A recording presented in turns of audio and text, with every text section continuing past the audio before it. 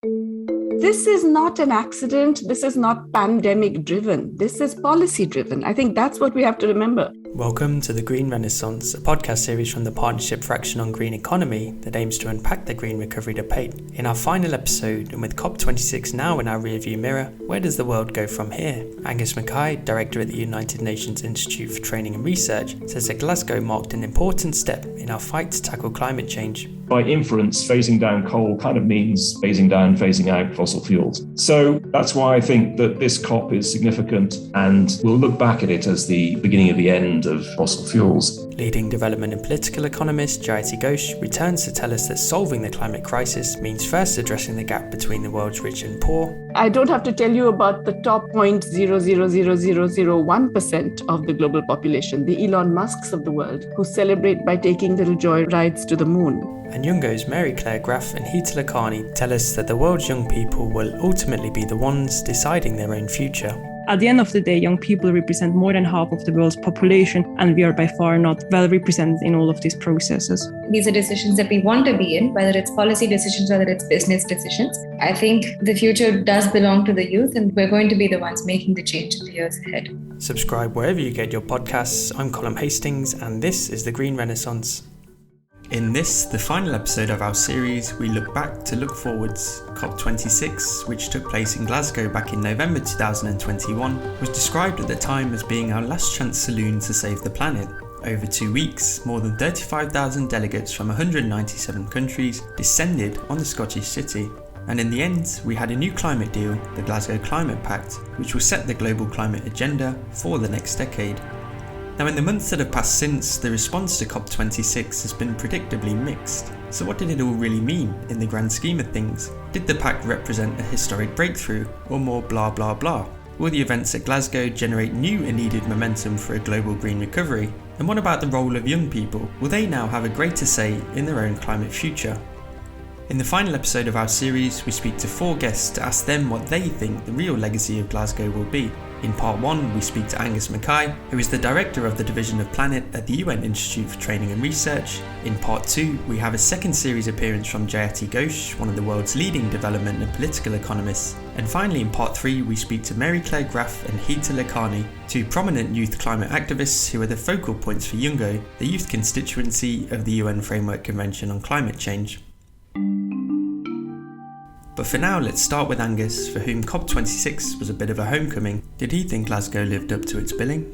I think I've been to 8 or 10 COPs. I think it's true to say that each one is a little bit warmer than the one before, and the expectations are building. And that's only to be expected because that's what the science is telling us. That said, if you have been to 8 or 10, the one thing you learn is that no one meeting is going to solve the planetary crisis. They are all steps towards doing that. But I think, the question I have is always, what is the level of intent of the negotiators as they come together, and are they serious? And I feel that definitely that is the case, that there was serious intent between the countries and the different groups. And that doesn't mean that you can solve all the problems and address all the barriers and so on, but the level of intent is very, very important. And talking to negotiators and talking to those who talk to negotiators as one does, I did feel that this was very much being taken very, very seriously. The other thing to say is we didn't meet in 2020, obviously. The meeting the previous year was kind of curtailed and was rather strange, the one in Madrid. So there's a sense that we haven't really spoken seriously to each other as a global community for quite some time. And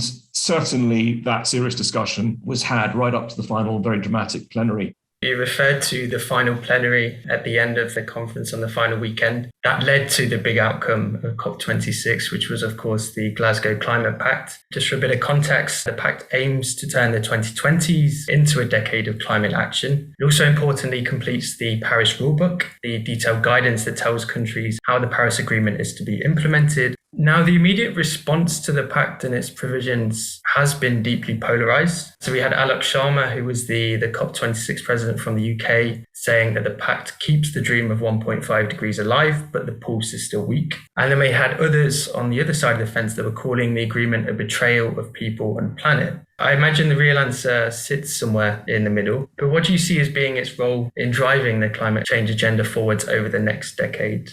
Well, certainly the rule book is a hugely important element. I know that in the lead up, we had concerns that the discussions on the rule book would be slow and that there would need to be successive additional follow-up meetings to sort of nut out the detail. But a lot of progress was made. And it's very difficult to overestimate the level of detail needed that you have to work out for a truly international treaty to actually function.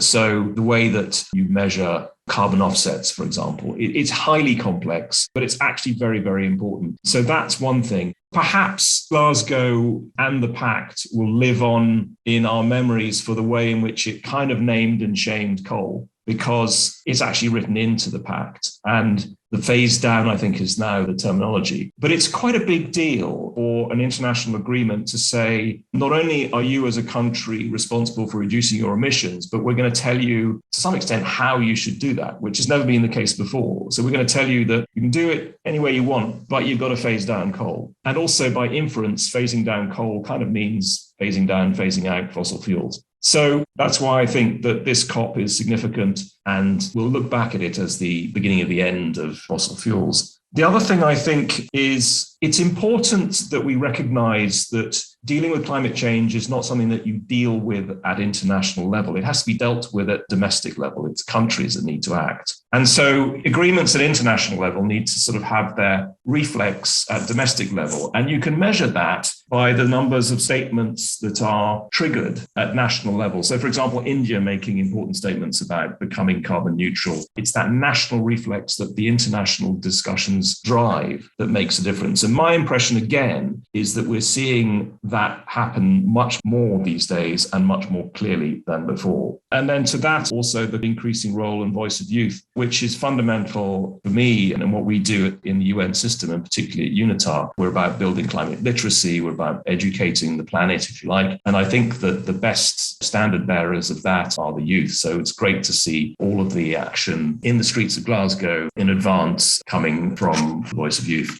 I think on youth, that's something that also interested me in the Glasgow Climate Pact, is there's a provision towards the end in which it kind of committed countries to making sure that youth are engaged in decision-making processes, not only at the global level, but at the national and subnational level as well. Do you think there's still a bit of a disconnect between youth engagement, such as the marching, the protests we saw on the streets in Glasgow, as you mentioned, and them actually being able to make a direct contribution to these processes as they're ongoing?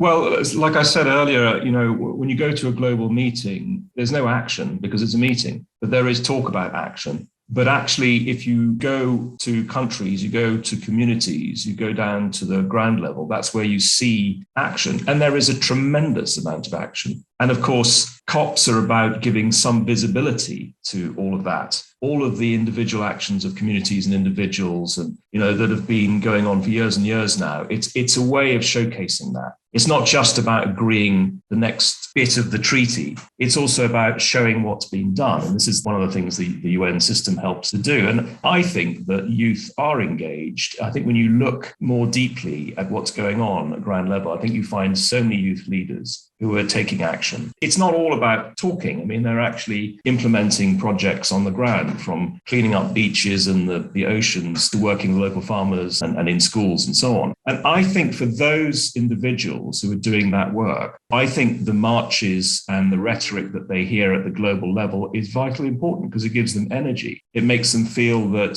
somehow, somewhere along the lines, that their work in their local area is actually connecting up to a bigger group of young people who have the skills to connect at that level. So I think these things do join up. You mentioned just there some of the other agreements that were made. The Glasgow Climate Pact took a lot of the headlines, but there was a lot of other things being discussed over the 2 weeks. I think it's been said that no other climate conference has ever seen such a blizzard of promising climate statements, announcements, pledges from all kinds of different stakeholders. I guess it's important to remember that these are often just that, they're statements of intent. They're not always, or not very often, legally binding. But which are the, statements, agreements, any other thing that also you think will be particularly important to monitor in the lead up to COP27 later this year and also beyond?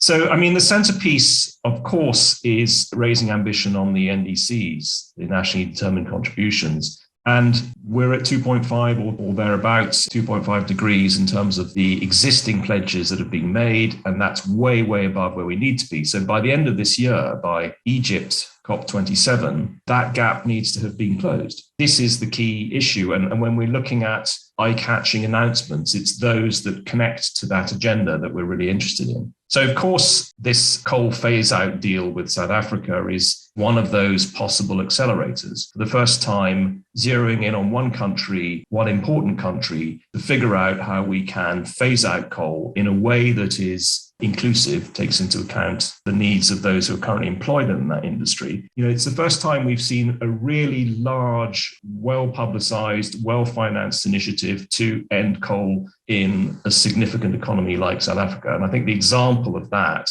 it will send a signal that, well, why not elsewhere? Obviously, the China-USA pact to keep temperatures below 1.5 is very eye-catching. They've focused on the next 10 years, and that's fundamental. This is the 10 years that we have. What we do in the next 10 years will define the rest of the century. We know that, and we know that this is the two largest emitters. And we're at the beginning of the Biden presidency. We're not at the end of the Biden presidency, which gives us some confidence that at least we'll see this moving forward over the next few years. So that's pretty eye-catching and interesting. And I guess the other element is the private sector element. So Mark Carney's Glasgow Financial Alliance for Net Zero, 450 major firms signing up, $130 trillion under management. The idea that these companies will all move towards net zero, hugely important, very significant pledge. But of course, again, the devil's in the detail. There are issues around how you measure progress. What do we actually mean by net zero? We don't have an international standard. And at the end of the day, also, you need to find bankable projects. If you're going to shift those assets towards low carbon, it's also got to make sense from a business perspective. And, that's going to be a tough thing to do, but not to take away from the importance of this agreement. So depends on how you want to look at it. But I see those as some of the more eye-catching issues. There are so many others. There's ongoing discussions on loss and damage. I haven't covered that. And there's a feeling that that issue had plateaued in recent years, but there's now a little bit more energy and movement there. On the other hand, we're still chugging out carbon. We're still damaging our planet. But we also know that talking about that sort of rather depressing rhetoric, people only have so much bandwidth for it. So I think in the UN system, we do try to look at the opportunities side. And I think that that also captures a little bit of how COP26 happened and will be remembered. To follow on from that then, what makes you optimistic for the future? Because as you said, there's almost an imbalance between the many positive statements that emerged from Glasgow and then at the same time the science which suggests that progress isn't really being made, at least in terms of carbon emissions. And I think for quite a lot of people, particularly young people, I think sometimes they find that difficult to kind of maintain that positive outlook. So what keeps you energized? I'm partly optimistic because I see how things have progressed and changed over a matter of 10 years. And I can say a little bit more about that in a moment. But I'm also optimistic because I think it's my responsibility to be optimistic as part of the older generation, because I think optimism and hope is what generates solutions, what generates the possibility of overcoming major challenges. I think without that, you can't achieve very much. In the final years of the Roman Empire in the 3rd or 4th century, there was probably not much optimism and very little hope, and it came to an end. It's not going to happen like that. We're going to fix this as a global community. We've demonstrated that we have the interest and engagement. We have many of the solutions, not all of them. And I think the UN is here to ensure that this amazing dialogue continues in a positive way and that we learn from each other. I think that will then spin off into many other positive ways in which countries can talk to each other. Because if we can fix this together, what can't we fix? The other thing to say is, I don't think 10 years is a very long time. But if I look back 10 years, it takes us to the Durban COP17. And, the big innovation, the big issue in Durban just 10 years ago was we should establish a green climate fund with the ability to bring together large sums of capital that could be channeled to those countries that most need it. And, 10 years on, the Green Climate Fund has been established and, it's building up to become increasingly effective. So, we forget the achievements that we have made. It doesn't change the basic calculus, though, which is, are we fixing this in time? What is the actual cost? We know that we're at a very critical moment and the risks are extremely high. And if we don't keep at it, then the 1.5 will not be achieved. And many individuals, many communities, many countries are going to suffer tremendously as a result of that. So I am positive, but I don't want to be naive about it. I mean, there are huge, huge risks out there. We know what they are, and that must energize us to keep working harder. So Angus is hopeful and sees reason for optimism. But what about our second guest? In part 2, we speak to Jayati Ghosh, a leading development and political economist and a professor of economics at the University of Massachusetts. Some of you may also remember Jayati from our first episode of the series. So what did she make of the events in Glasgow? I think it's hard to find a single area in which this conference was a success. And that's being very harsh, I know, but let's look at it. Did it succeed in promising outcomes that would actually change what we know is going to be a catastrophic tendency towards climate change that humanity may not survive? No, it did not. Did it at least ensure global solidarity for moves in that direction? No, it did not. Did the rich world or the advanced countries agree to accept their climate responsibility, not just in terms of historical debt, but their current patterns of carbon emissions and respond accordingly? No, they did not. Did the advanced countries recognize the need to go in for massive climate adaptation policies, given that large parts of the world are already suffering the consequences of climate change? No, they did not. Did they promise to deliver adequate technology to enable developing countries to do this, to change towards greener technologies, renewable energies, and so on? No, they did not. Did they even deliver on the climate finance that they have been promising for 12 years now without delivering? No, they did not. So what did it achieve? So where do we go from here? I mean, I also wanted to go back to our first discussion, which was now just over a year ago, when all of the talk at the time was about this once in a generation, once in a lifetime opportunity to implement a green recovery, to take advantage of the COVID-19 pandemic and the opportunity it perhaps presented to reset our global economies. And at the time, you spoke about committing to a recovery agenda that wouldn't just redefine our relationship with nature, but would also look at different aspects, would look at how to protect water resources, that recognize the vital work of the care economy, which promoted a more equal society. Do you think there's been any progress in those areas since we last spoke, or is it a case of governments stalling or even doubling down on their old practices and habits? I think it's very much a case of governments basically doing what they have been used to doing now for decades, which is to talk the good talk and refuse to walk it. And that really is terrifying, because now it is each day that is lost, not just each year, each day that is lost adds to the urgency of the problem and makes it harder and harder to solve, requires more and more resources, which so far are not forthcoming at all. So it is terrifying. I think I would add to what I said last year.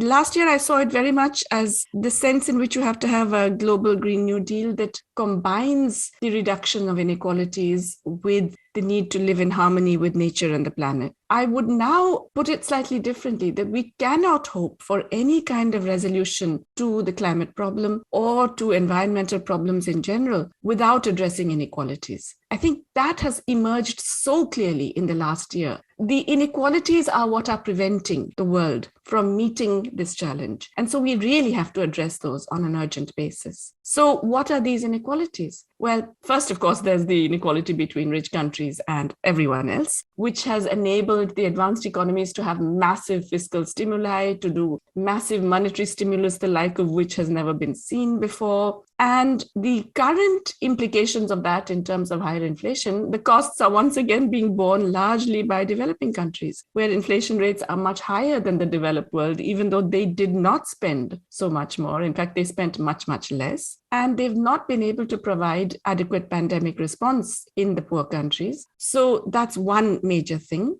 The inequalities between the advanced countries and everyone else in terms of carbon mitigation, whereby the rich countries are able to go in for measures that rely on the latest technologies that they are still not willing to share, and they're still protecting their multinationals to hold on to it and enforcing intellectual property rights, even though these are clearly global common public goods. So there are so many ways in which the global cross-country inequality is playing out. But then there are inequalities within countries. I think that's very important. The recent World Inequality Report brought out by the Paris Inequality Lab, that has some very interesting information about the carbon emissions by income category across the world. And it turns out that even within the developing world, the greenhouse gas footprint of the top 10% or the top 1% is very, very high, higher than the greenhouse gas emissions of the bottom half of the population in the United States or Europe. So to take my own country, India, in fact, it's even worse in China, but in my own country, India,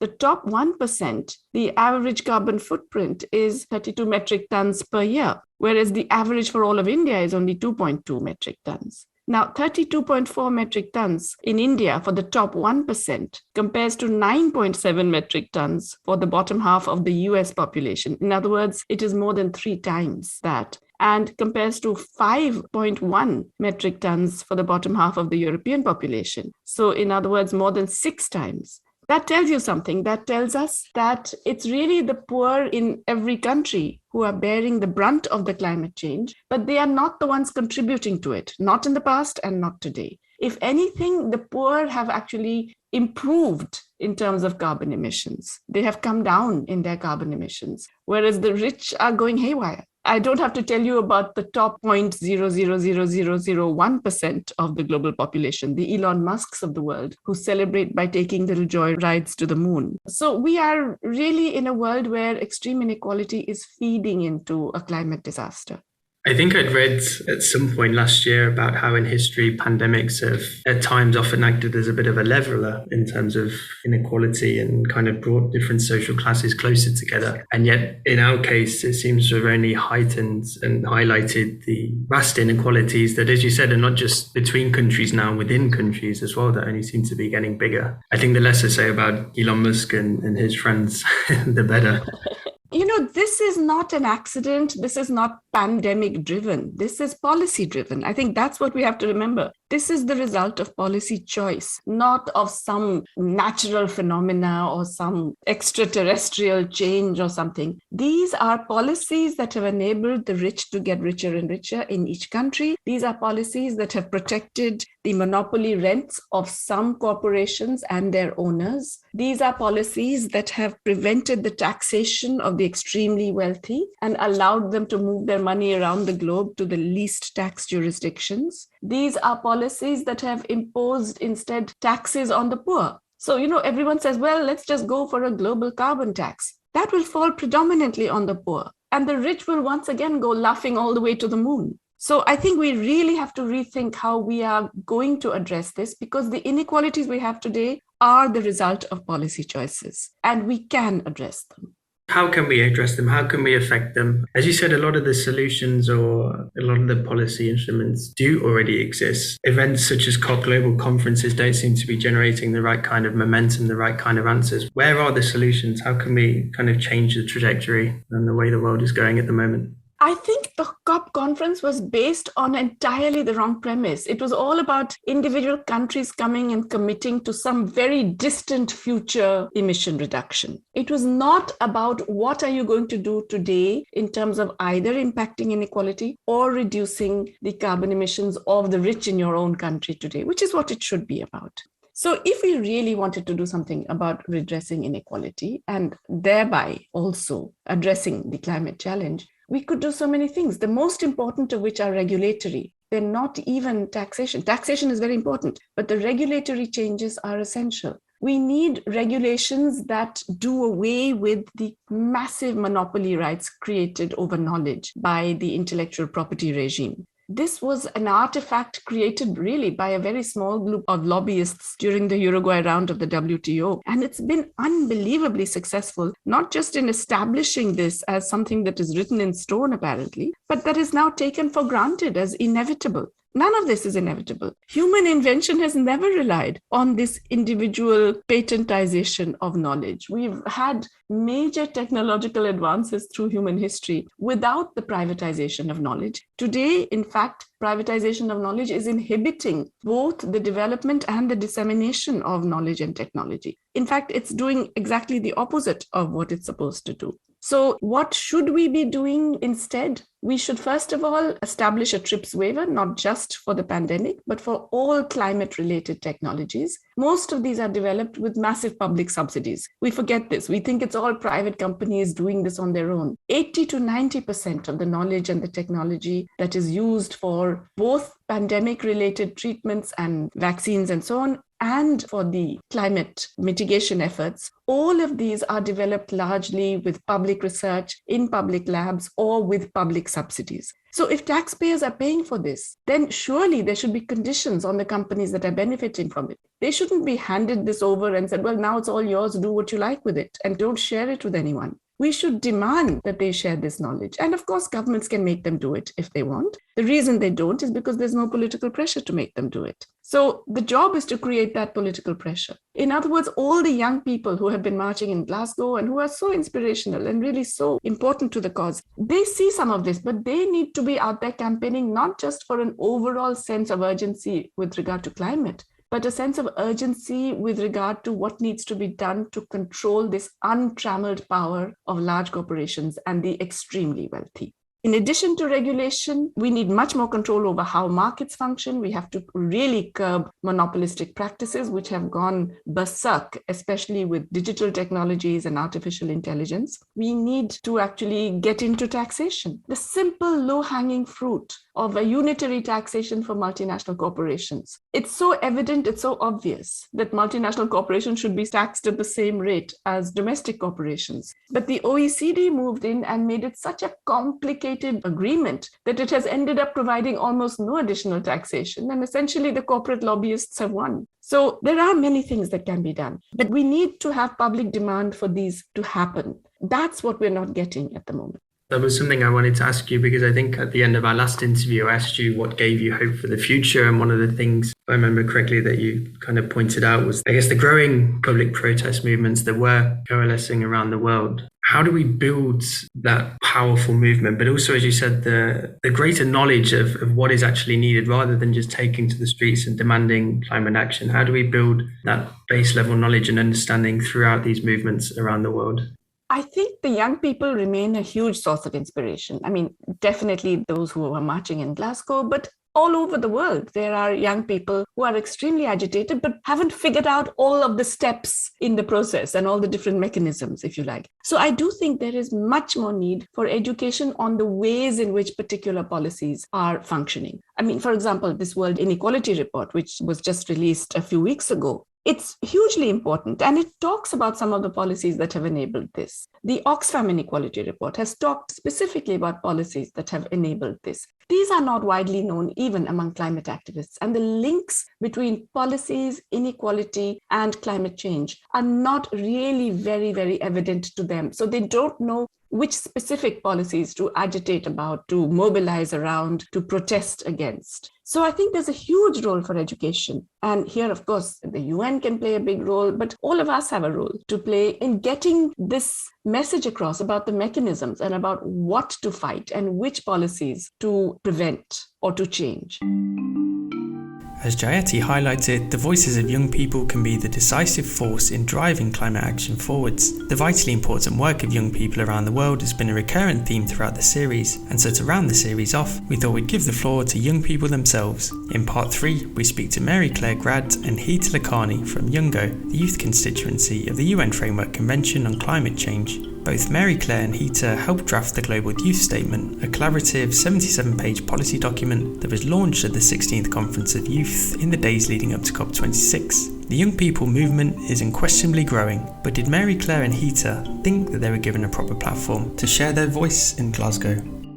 We definitely see that youth engagement got more and more popular. We could also see that more and more delegations do have youth delegates in their official delegation. We could also see the extraordinary effort by Italy, the first government who is hosting a youth summit prior to the pre-COP. So we could see that there is engagement and there is a momentum, yet all of this engagement is not on a rights-based approach. And very often it's an adult-centric approach. So adults organizing youth conference, adults engaging with young people rather than giving the space to young people where they can meet themselves, where they can train themselves and support them in their own rights. We do not see that the outcomes of, for example, the Global Youth Statement is also really taken forward and implemented, because we are, as young people, are not sitting at the tables where the decisions are taken. And very often, even the young people who have the privilege, who are part of a delegation, like I myself was part of the delegation of Switzerland back in 2019, it's very hard for us young people to then also bring something through into a decision. And yet the references,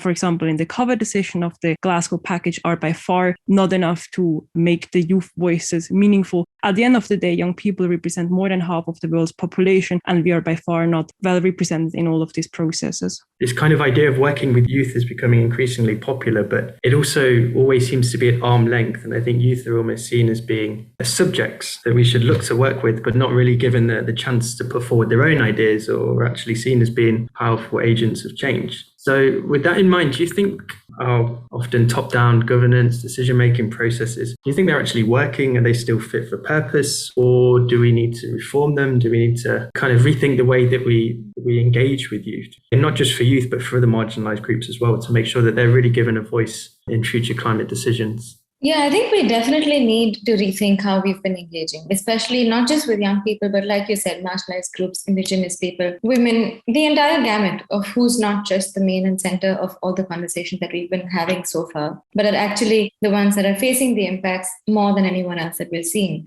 There is a little bit of shift happening. We are seeing positive change. Like you mentioned, in Glasgow, there were a lot of young people present in the venue, at least. And in fact, actually, this was the first time that YOUNGO had such a large delegation. We had close to 100 additional badges than what we would usually have gotten. And we got it from support from various entities, UN, non-UN, government, so on and so forth. So one thing is really opening up doors and, giving youth the badges to be in such spaces. But I think the other thing, like Mary Claire already mentioned, is how do we really engage with them? And this still needs a little bit of reform. There is a lot of work that still needs to be done, because it's a lot of unlearning as well. And unlearning takes time. Sometimes it also takes a lot of reflection. And we really need to think about, is my way really the best way to engage? Or maybe we can leave it open and get a different kind of response from the people who actually need to be engaged with. And this takes a lot of time, but I think we really need to push for it. We need to call this out more and more, and change is definitely happening. I think it's very crucial that if we agree that we need a party-driven approach, like the governments have the supreme decision-making authority, that they themselves reflect who is in the team and what voices are part of the deliberation and the decision-making as well. And there we see an enormous underrepresentation of young people. While I already mentioned young people are half of the world's population, in the delegation, we see only around 1/4 of the delegation are below the age of 35. And if we look for leadership position,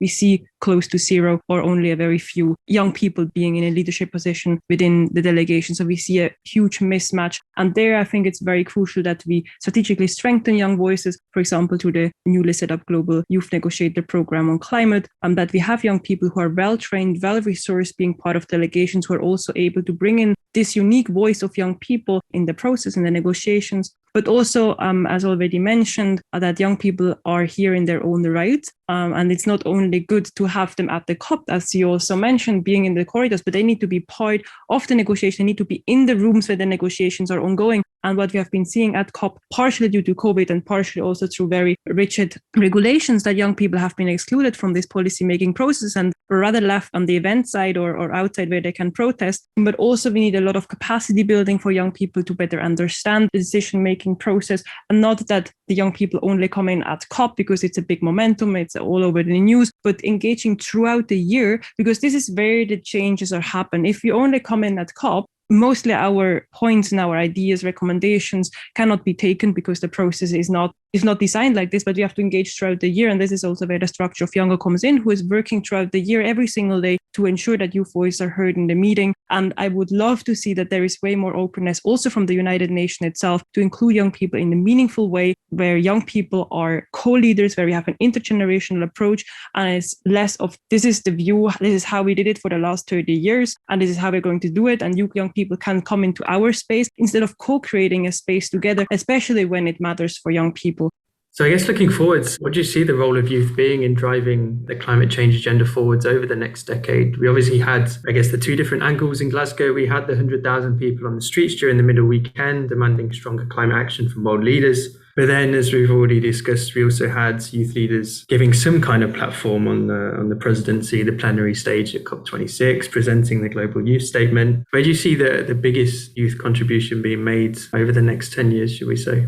Definitely, I think youth engagement is only going up, at least since when I have been part of the climate movement internationally in 2015, 2016, when I joined in. The youth movement was much smaller. There were, of course, young people. But outside of the negotiation space, the amount of momentum that we have now was not seen. And this is definitely only going up. Not just on the streets, but more and more young people are also within YOUNGO. We're seeing our membership increase. We're seeing really so many new people coming in, wanting to make policy inputs, wanting to engage. And this is, I think, definitely only going to go up because no matter what you see, innovations, entrepreneurs, business leaders, startups, everything, it's all led by young people. Whether it's change on the ground, whether it's policy advocacy, whether it's striking, whether it's businesses, it's definitely led by youth. And with the amount of knowledge that is now, or awareness that is now being spread around internationally, more and more young people are concerned about their futures. More and more youth see this as a very viable, not just career option for monetary reasons, but also because there is no other way out. We really need to be in this space because if we're not in it, it is a matter of life and death. These are decisions that we want to be in, whether it's policy decisions, whether it's business decisions. So definitely, I think the future does belong to the youth and we're going to be the ones making the change in the years ahead.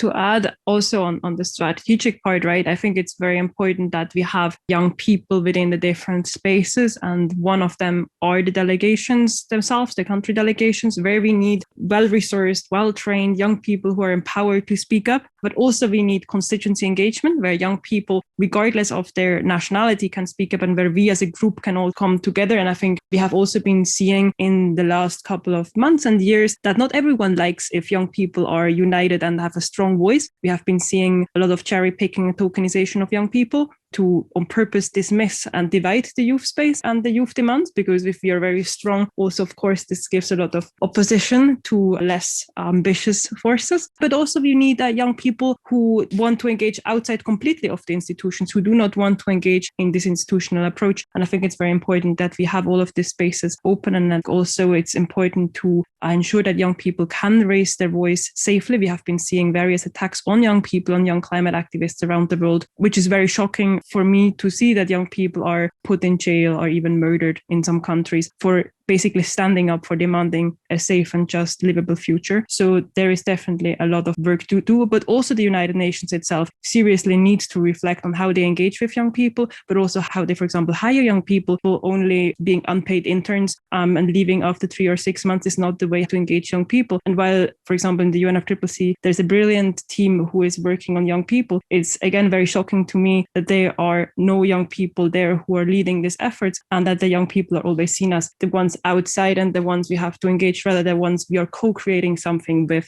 And so I think every stakeholder here can do much better, including we as young people have to learn, have to reinvent ourselves, engage in different means and matters. But on the other side, the time is really running out and we do not have time to have another 5 years of dialogue. So I really wish that for 2022, we can make substantive progress and that we really believe in this intergenerational co-leadership and co-designing of the spaces.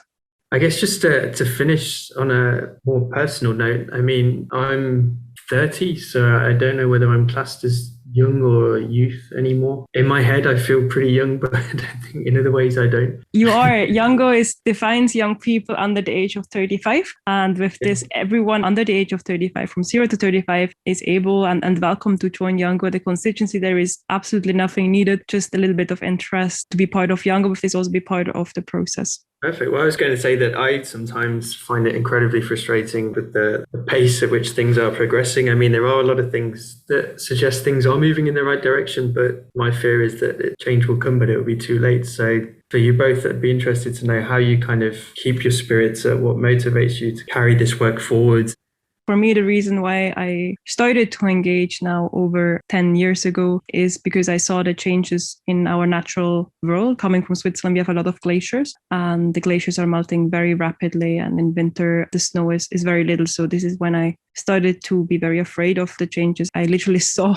And it's, very sad. And it's very personal to see these changes in my very short lifetime, to see how the world changed around me, and looking at pictures where I see like how the glaciers are so small. And then later on I learned that it's not only the nature who is changing, but this inherently linked social dilemma we are in, and seeing how everything is connected and how little is actually happening, despite the science has been crystal clear for decades already. But what gives me optimism is really seeing a strong movement like YOUNGO, like the strike movement, who are focusing on the goal to change something, focusing on this transformation, focusing on really believing that there is a better world for all of us. And so the young people are working with so many young people from all around the world really gives me the hope that there is change, there is will, there is courage, and there are solutions. Because there's so many solutions. When I'm talking to the young people within YOUNGO, the young people have been contributing to the Global Youth Statement. I see all of this spirit and drive for this better future we all dream of. And this is then also sometimes clashing with the processes at the UNFCCC, where we see like no motivation, no encouragement, no will, and no motivation to do anything. So the young people I have the privilege to work with for the last 2 years, and I'm going to continue working with, really give me the hope needed. And it's of course also brilliant to have a very dedicated team of young experts, also like Heeta, to work with, where I can learn every single day from. Yeah, I think I would just echo everything that Michaela said. Seeing the amount of passion, the amount of motivation that is in the space, when you speak with young people from across the world, young people from island states, young people from countries anywhere in the world, and just seeing what they're doing, the amount of passion that they have, willing to stay up at weird hours of the day just to join meetings, just to make sure that they're a part of the process, just to make sure that there is progress and things are moving forward. I think this really brings hope.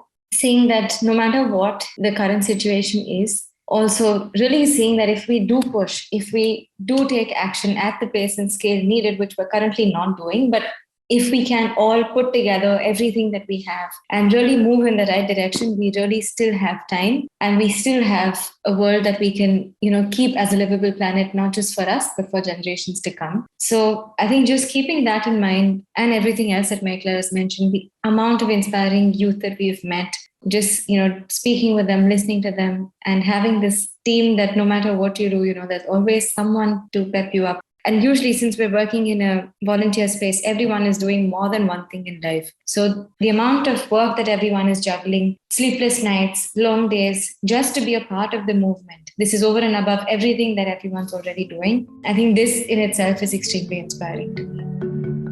Well, what better way to finish the series than with an inspirational message from those that are fighting for our future.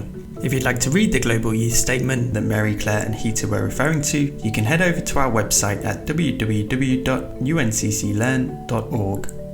And that now brings the Green Renaissance series to a close. I'd like to thank all of our guests for so brilliantly bringing the green recovery debate to life over the course of the past 12 months. Lorenzo Franchi, the technical wizard that has been working behind the scenes to put each of these podcast episodes together. And finally to you, our listeners, for joining us on this journey. We hope that you've enjoyed this series and been inspired to learn more about our climate, the role of our economy in shifting the world onto a more sustainable pathway, and to continue the most important fight of our lives. So, for the final time, I'm Colm Hastings from the Partnership for Action on Green Economy, and this has been the Green Renaissance.